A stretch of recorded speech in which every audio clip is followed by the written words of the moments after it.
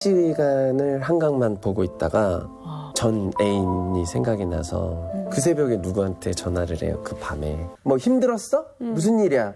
왜 빠질라고? 뭐 이런 얘기를 한 거예요. 보고 있는 사람처럼.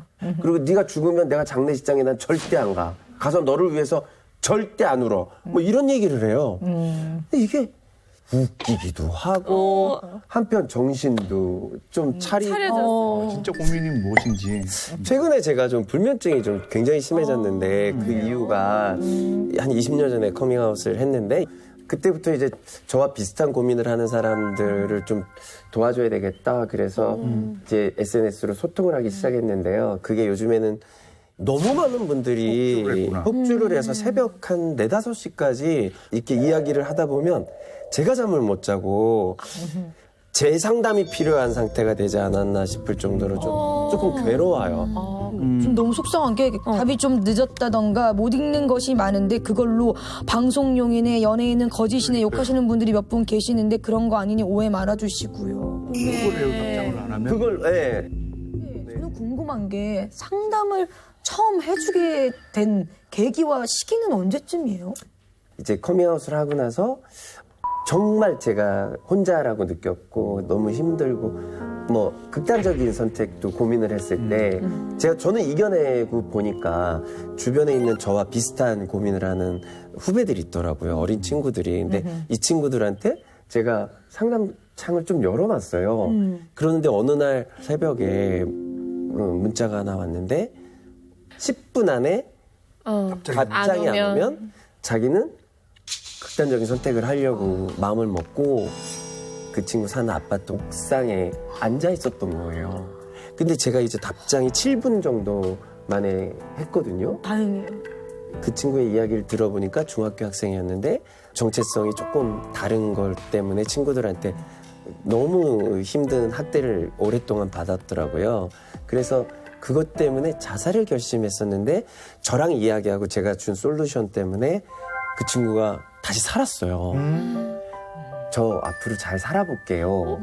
너무 감사합니다. 이런 경험이 있어서 몇 번 그런 경험들이 있으니까 저한테는 이 상담이라는 게 어느 누구의 한 생명을 살리는 거라고 저는 생각이 들어서 한 20년 가까이 하고 있었던 것 같아요. 20년. 와.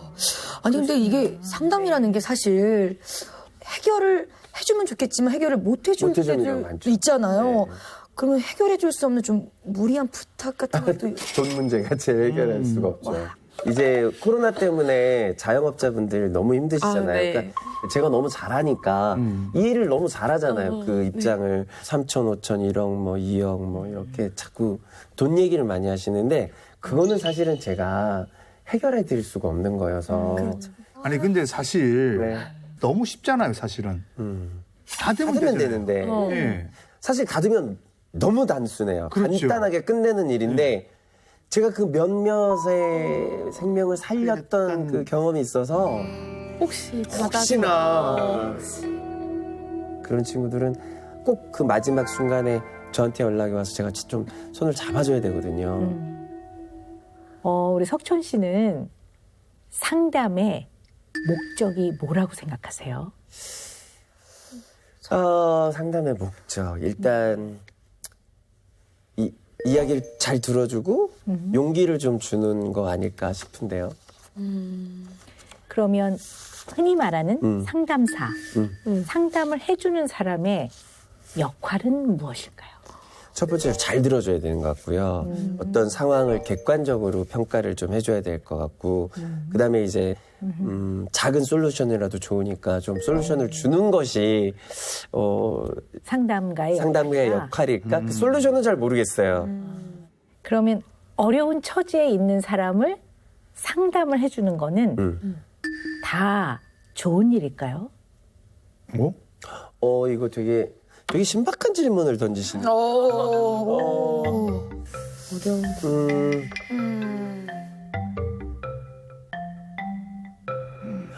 도움이 안 될 수도 있겠어요. 왜냐하면 저는 전문가가 아니니까 잘못된 방법으로 상담을 하면 오히려 역효과가 날 수도 있겠다. 저도 그런 생각을 해요, 가끔은. 왜 이 조언을 내가 하지? 굉장히 무서운 조언일 수도 있겠다. 위험한 조언일 수도 있겠다. 왜냐면 정확한 상황을 잘 모르잖아요. 한쪽만 얘기 듣고 이랬으니까. 그래서 그다음부터는 저라면 이런 결정을 할 것 같아요. 그냥 그렇게만 참고하세요. 또 붙여요, 그걸. 되게 소심하죠? 네. 예, 세심한데 소심해요. 네. 잘 구별을 해야 될 것 같아요. 상담의 목적은 그 사람의 내면의 힘을 키워주는 거예요. 도와주거나 해결을 해주는 것이 상담의 목적이 아닙니다. 아니. 네. 그러니까 우리 석천 씨가 계속 도와준다고 이렇게 얘기를 하는데요. 그건 자선 사업이고요. 상담은 그 사람의 내면에 자기의 힘을 키워주는 과정이에요. 엄마야. 엄마야, 오, 엄마야. 네. 야, 이거 정답이다. 와, 전혀 생각도 못했어요. 도움을 받으면 그 순간은 넘어가지만. 잠깐은 도움이 되겠지만 정말 긴 인생을 놓고 봤을 때 정말 도움이 되는지는 잘 고민하고 판단해 봐야 돼요. 상담가의 역할이 중요한 거는요. 세 가지를 꼭 말씀을 드릴 건데요.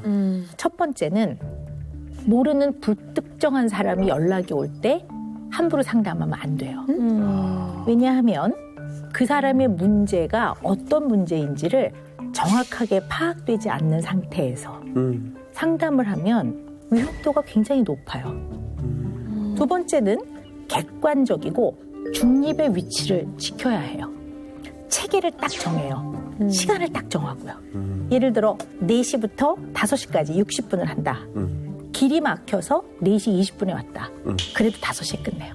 왜냐하면 그 치료 세팅의 중립을 무너뜨리면 상담하는 사람 입장에서는 상담가가 자기를 좋아했다, 싫어했다, 어느 날 받아줬다, 안 받아줬다라고 생각하기 때문에 처음에 이건 정확하게 이런 과정이고 이렇게 하는 게 야박한 게 아니라 이 당신의 치료에서 어떤 의미가 있다는 걸 정확하게 설명하고 그걸 다 동의하고 그러고 시작을 해요. 또 하나는 중립의 위치를 지켜야 되기 때문에 상담하는 과정, 치료하는 과정에서는 개인적인 컨택을 안 합니다, 저희들은. 그리고 불안할 때마다 계속 전화를 하는 걸 계속 받아주면 내면의 힘이 잘 안 생겨요. 그러니까 나의 한계와 내가 책임을 질 수 없는 거를 명확하게, 정확하게 받아들이고 인정하고 그 선에서 내가 할 수 있는 것이 굉장히 중요합니다. 이 한계를 인정을 못하는 거는 본인한테 굉장히 고민해봐야 되는 부분이 있다라는 얘기예요. 선생님 근데 좀 네. 너무 냉정하지 않으세요? 되게 냉정하신데? 근데 그거를 냉정하다고 생각하는 네. 것 자체가 석천지가 생각해봐야 되는 문제인 것 그래요? 같아요. 왜냐하면 동정과 공감은 다른 거예요. 동정은 집안에 가산을 다 탕진하고 제가 어떻게 살아야 됩니까? 저 죽는 게 낫지 않겠습니까? 막 그랬을 때 어떡해 불쌍해서 이게 동정이고 공감은 훈련을 받고 증상이라든가 문제를 파악한 사람들은 분리를 해요. 그래서 이 어려워하는 사람과 손을 딱 잡고 그 사람의 내면으로 싹 들어가는 자기 자신과 이거를 매우 객관적으로 보고 있는 자기 자신으로 딱 스플리팅 시켜서 아주 객관적으로 보고 있는 두 가지의 자아가 있어요. 치료자들은. 네. 참 이상한 경험도 많이 하는 게 말씀드리면서 제가 저만의 어떤 방법이 생각났어요. 박사님 연구소 전화번호 좀 주세요. 아, 거기로 연결해 주시게요? 흡수하게. 아하. 근데 맨날 저에 대해서 좀 사람들이 이해하기 안 된다. 왜 이해하기 안 될까요? 안 된대? 왜 안 될까? 감당할 수 있는 사람까지만 받기 때문입니다. 왜냐하면 저희 과는 한 사람당 1시간은 더 걸려요. 그러면 하루에 감당할 수 있는 인원이 있어요. 10명짝도 안 네, 되는데요? 안 되죠. 그러면 다 받아보세요. 감당이 되겠습니까? 와. 안 되죠. 그리고 다른데 선생님 좋은 선생님들 많거든요. 그렇죠. 도움을 받아서 빨리빨리 문제를 해결해야지 이거를 마냥 기다리라고 하면 안 되는 거예요. 그렇죠. 그러니까 내가 책임질 수 있는 한계가 어느 정도인지를 정확하게 아는 건 굉장히 중요합니다. 그리고 이거를 받아들이는 게 냉정한 게 아니라 여기서부터 이 상대방이 제대로 된 길로 가는 걸 도와주는 거거든요. 와, 이 방법 되게 좋네. 용한 점집도 5명 이상 안 받는 이런 게 있잖아요. 아, 하루 예약이? 하루 예약을 자기 감당할 만한 그럼요. 것만 손님을 받으니까. 근데 지금 석준이 형을 제가 제대로 찾아왔다는 느낌이 뭐냐면 네. 선생님이 상담을 30년 동안 하셨잖아요. 네네. 근데 정확하게 석천이 형 마음을 알고 딱 이렇게 얘기를 해주실 수 있을 것 같아요. 네네. 그러니까. 그래서 지금 일단 처방 하나 나가요. 뭐냐면 벌써요? 이거 벌써 나가요. 그다음 얘기를 해야 될 거. 빨리 나가네. 거의 중간에 나가는 경우가 네, 거의 없어요. 없어요. 야, 한 번도 없었던 것 같아요. 예. 자, 석천 씨는 진짜? 이날 이 시간 이후로 당장 상담을 끊으셔야 됩니다. 하지 마셔야 됩니다. 와. 네, 스탑. 하지 마셔야 돼요. 네, 제가 세무 상담을 하는 거랑 비슷하겠죠. 어우. 저도 상식적으로 좀 알아요. 세무 신고. 근데 그러면 안 되죠. 안 되죠. 네, 회계사나 세무사하고 상의를 하시라고 이렇게 말해야 되는 것처럼. 그게 너무 네. 쉽네요. 네네. 네. 저한테 세무 상담을 하면 되겠습니까? 그렇죠, 그렇죠. 저한테 건축 상담을 하시면 되겠습니까? 안 되죠. 네, 안 되죠. 근데 이런 건 있을 것 같아요. 우리 석천 씨의 주업이 네. 방송하시는 거랑 네. 요식업이잖아요. 그럼 누가 예를 들어 요식업과 관련되는 약간 이제 그런 의견을 것, 물어봐요. 네, 그런 거. 그거는 해주실 수 아, 있을 그렇죠. 것 예, 같아요. 예. 근데 이제 그게 망해서 돈을 꺼달라. 이건 하시면 안 되고 알겠습니다. 책임질 수 있는 영역과 내가 넘어가면 안 되는 것을 정확하게 인지하고 받아들인 다음에 그렇게 대처하는 것은 절대로 상대방을 무시하거나 그를 냉정하게 내치는 게 아니라는 거를 잘 기억하시면 될 것 같고요. 자, 그런데 언제 커밍아웃을 하시죠? 2000년도 9월 달에 한 거죠. 아, 네. 네.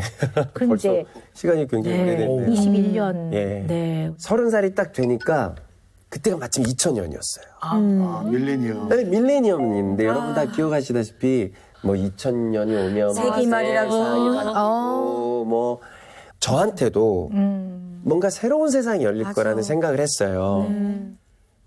제 20대 때 겪었던 저의 어떤 사랑, 이별, 뭐 사람들의 어떤 눈초리, 그리고 홍석천 씨는 어떤 여자분 스타일을 좋아하세요? 그러는데 나는 여자보다는 자꾸 거짓말을 해야 되는 거짓말을 해야 되는 거예요. 끊임없이. 네, 네. 내 스스로가 나한테 거짓말을 하는구나. 이걸 어떻게 해결해야 될까 하다가 2000년이 왔을 때, 이제 해야 되겠다. 그래서 이제 준비를 하고 있는데 어떤 기자분이 제가 어떤 TV 프로그램에서 다 편집이 됐는데 제가 이제 커밍아웃을 한 거를 소문을 들으셔서 인터뷰 요청을 했을 때 제가 떳떳하게 했죠. TV에서 먼저 얘기를 말씀을 하셨어요? K본부 토크쇼에서 진실 거짓 게임을 한 거예요. 근데 첫 질문이 TV에서 맨날 이렇게 여성스럽게 얘기하는데 홍석천 씨는 뭐 여자보다 남자가 더 좋나요? 뭐 이런 질문을 한 거예요. 농담 삼아서. 농담 삼아. 근데 저는 그게 굉장히 좋은 순간이다. 네, 맞습니다. 그래서 녹화가 중단이 됐어요. 감독님이랑 막 난리가 나지. 난리 나지. 그것도 K본부인데. 네, 21년 전이니까. 21년 전이니까. 네, 네. 그래서 감독님이 저를 생각해서 편집을 해주셨는데 그 현장에 있는 많은 사람들이 이제 조금씩 소문을 냈잖아요. 그러니까 기자분이 인터뷰 요청을 하셔서 그럼 우리 정식 인터뷰를 하자. 그래서 정식 인터뷰하고 이제 그 일이 이제 터진 거죠. 네. 화장이 근데 꽤 컸어요. 왜냐면 그만큼 정말 활동을 많이. 맞아요. 그때 스포츠 신문에 대문짝만하게 났었잖아 그때. 그때 스포츠 신문 1문연에 나오면 탑스타 아니면 못하는 건데 제가 그 타이밍에. 저도 이제 그걸 알았죠. 이제 내가 이 선언을 하면 나는 방송을 한동안 못할 것이고 이 시간에 뭐 뉴욕이나 어디 가서 한 3년 뮤지컬 연출 공부를 좀 하고 오자 준비를 다 해놨어요. 그리고 그동안 벌어놓은 돈도 이제 어느 정도 이제 유학비를 유학비처럼. 해놓고 그러고 이제 부모님한테 그때 이제 말씀을 드렸죠. 내일 기사 나갈 건데요 하고 이제 말씀을 드렸어요. 왜냐하면 나의 결정을 번복시켜야 하려는 걸 전 너무 잘 알고 있었기 때문에 그래서 이제 밤새 시골에서 올라오셔서 변호사 뭐 기자 다 불러놓고 어떻게 해야 될지에 대해서 근데 제가 끝까지 강하게 전 꼭 하고 싶습니다. 어떤 일을 해가지고 그리고 이제 기사가 나가고 이제 난리가 났는데 이 사람들한테 잘못한 게 없는데 왜 내가 이렇게 욕을 먹어야 되지? 싸워볼까? 이래서 이제 유학을 취소하고 하나하나 저의 싸움을 이제 시작한 거죠. 네.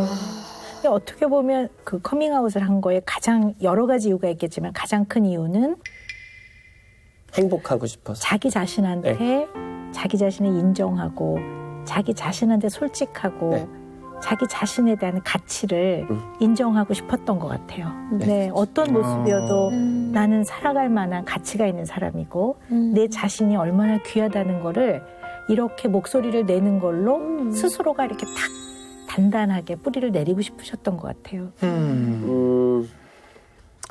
그게 어이구 갑자기 어이구 그게 아이고 나 왜 이러지?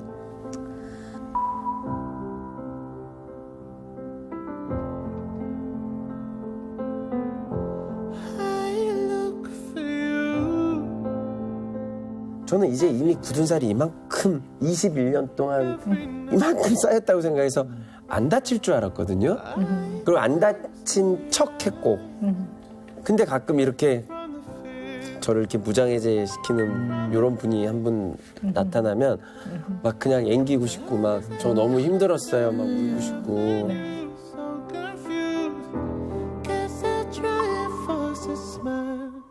석천 씨가 이렇게 헝겊이라면 예. 약간 구멍이 나서 약간 너덜너덜해졌다가 그거를 또 얼기설기 이렇게 꿰매서 지금은 이렇게 많이 꿰매져 있지만 예. 어찌 상처를 안 받았겠습니까? 그리고 이렇게 담담하게 말씀하신다고 해서 어찌 마음이 안 아팠겠습니까? 그리고 그 마음이 어땠겠습니까? 네.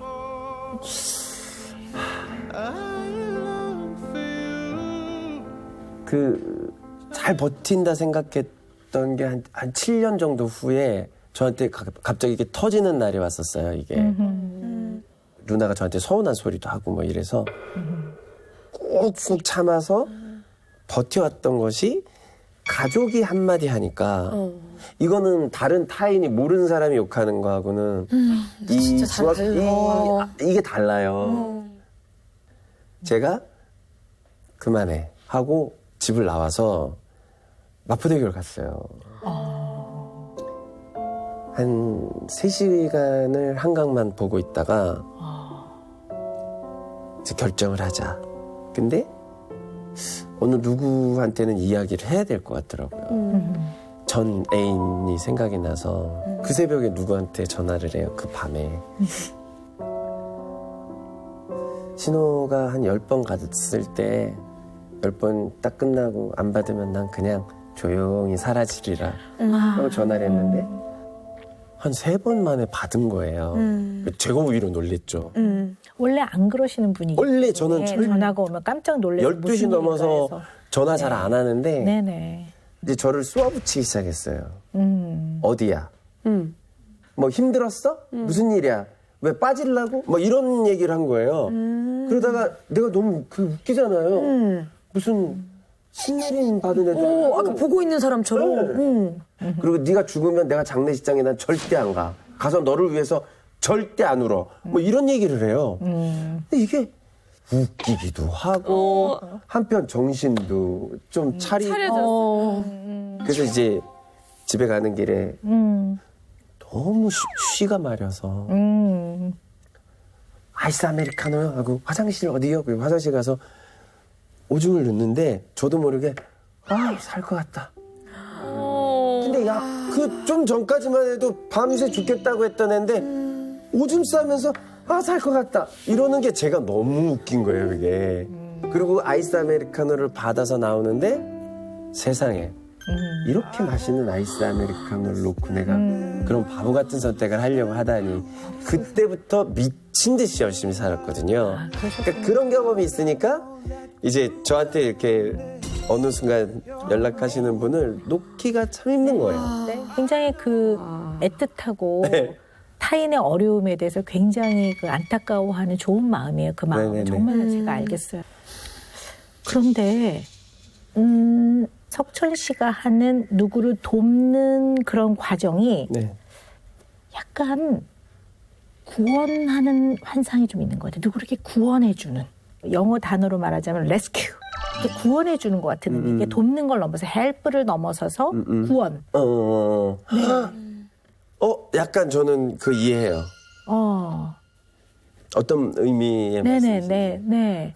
왜냐면 제가 이제 이태원의 가게를 막 7, 8개를 낼 때도 세계 어디에도 어느 도시에 가도 어떤 특색 있는 거리가 있는데 그 당시에 서울엔 무슨 이렇게 멋있는 거리가 없지?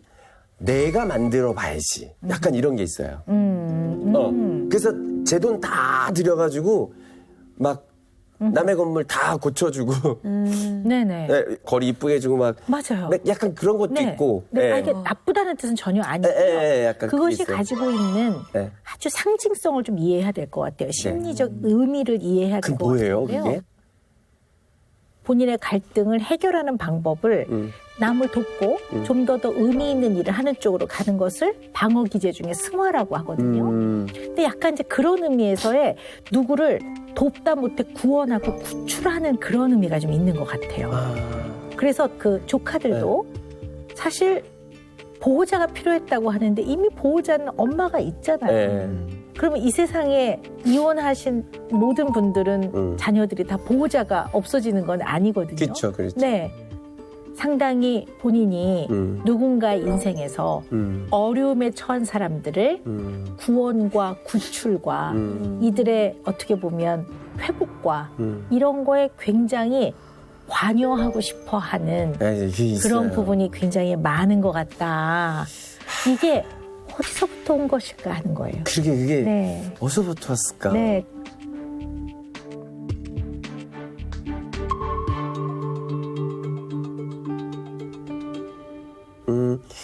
글쎄요, 제가 제가 아주 어렸을 때 저는 모태신앙이거든요. 온 집안이 다 기독교 가정인데, 제가 청소년기에 난 다른 걸 알잖아요. 다른 걸 아는데 늘 교회 가서 이제 말씀을 듣고 이제 목사님 설교나 주변 분들 뭐 또 성경을 보고 이러면 저는 되게 죄인인 거예요. 저는 제 종교적 믿음은 이렇게 있는데 그 교회를 가면 저는 불지옥에 타서 죽을 죄인인 거예요. 그래서 어느 날 제가 교회를 못 갔거든요. 그래서 저는 늘 제 스스로가 속에 난 죄인이야. 그러니까 나는 하늘나라에 갈 수 없는 자격이 없는 사람이야가 너무 어렸을 때 이게 머릿속에 박힌 것 같아요. 제 스스로가. 그래서 저는 그 죄를 이거를 모두가 100점짜리는 아니잖아요, 인생이. 그래서 제가 항상 전 그냥 90점만 받고 죽을란다 이러거든요. 그럼 90점만큼의 착함을 제가 갖고 있어야 되는 거예요. 바로 그거예요. 근데 이게 너무 힘들어요. 저한테 너무 힘들게 하는 것 같아요, 제 인생. 정말 많은 부분이 이해가 되는데요. 네네. 그러니 그만큼 누가 봐도 선한 행동, 네. 그리고 남의 시각이 중요한 게 아니라 석천 씨 스스로 내가 이렇게 그래도 남을 위해 남한테 도움이 되는 행동을 네. 해서 이 사람이 죽을 똥살똥 하는 거를 내가 그래도 네. 구출을 해내고 네. 거기에 내가 굉장히 의미 있고 보람된 행동을 했다라는 걸로 차곡차곡 선함을 쌓아야지만 본인 스스로가 뿌리를 내리고 유지하고 살 수 있었던 것 같아요. 근데 그게 참 힘들더라고요. 힘들죠. 왜냐하면 그렇게 안 해도 네.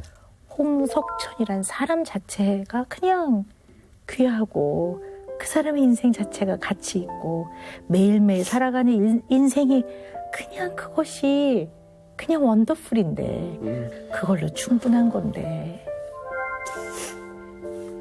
얼마나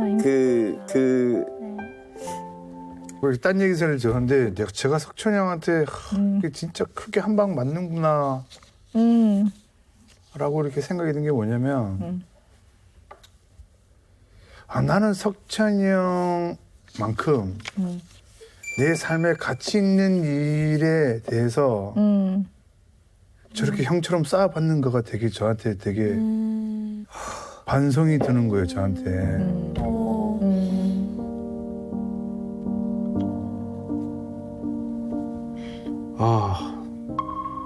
저도 석천이 형처럼 제 삶의 가장 큰 가치를 위해서 좀 고민해보고 싸워봐야 되겠다라는 생각이 오늘 굉장히 형님 얘기 들으면서 많이 드네요. It's a lonely place at the best of times, Lord knows. I won't lie to you. I could have given you more, but life got back good. 제 동료들한테 저런 얘기 들은 적이 처음이어서. 네. 이러려고 한 얘기는 아닌데. 미안해. 미안한데 얘기였어. 왜냐면 저희 동료들은 저를 다 이해하고 저를 너무 사랑해 주죠. 그래서 늘 고맙다고 저도 늘 표현을 하는데 사실은 동료들한테도 얘기 못하는 저만의 아픔이 많거든요. 알게 모르게. 동료들 중에 저런 얘기를 한 사람이 처음인 것 같아요. 네. 뭐 물론 본인의 의도는 아니지만 갑자기 저를 되게 위로가 됐어요 지금 그 한마디가. 오늘 이렇게 상담해보니까 어떠세요, 형님? 나는 가서 그냥 네. 박사님이 이끌어주는 대로 가자 이랬는데 희한한 게 재주가 있으신 게 제가 이렇게 재주가 아니고 전문이세요. 전문이. 아니 진짜 박사님이시고 훈련을 받고 내 자아와 환자의 자아를 중립적으로 보시기 위해서 국가대 본과 면접을 그러니까. 해오신 분이십니다. 30년을. 죄송합니다. 네. 제가 동료들한테도 이렇게 숨기려고 하는 그런 저만의 어떤 부족한 모습들이 있잖아요. 그런 것들을 이렇게 봉인해제시키는 놀라운 재주가 있으셔서 정말 대단하시다. 네. 근데 너무 걱정스러운 게 시청자들이 저 너무 울보라고 생각하실까봐. 저 굉장히 냉정하거든요. 굉장히 무서운 구석 있거든요. 그러세요. 네. 있는데 오늘 어쨌든 그래도 좋았습니다. 저도 네. 시청자분들이 자꾸 뚱보라고 생각할까봐. 은영 매직은요. 네. 이제부터는 네. 개인주의자가 되라. 네. 최고의 답. 네. 제가 제일 하고 싶은 네. 게 그거였거든요. 네. 편집자가 없고 찍은 장면들 모두가 기다려